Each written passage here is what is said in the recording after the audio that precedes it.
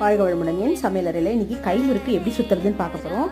அதுக்கு நான் வந்து பச்சரிசியை வந்து 1 டம்ளர் அரிசியை ஊற வச்சு நல்லா நைஸாக அரைச்சி அதோட வெண்ணெய், உளுத்தம்பொடி, ஜீரகம், உப்பு, பெருங்காயம் இதெல்லாம் போட்டு பிசைஞ்சு நம்ம கைக்கு தகுந்த மாதிரி மாவு வந்து லூஸாகவும் இருக்கக்கூடாது, அதே சமயத்தில் கெட்டியாகவும் இருக்கக்கூடாது.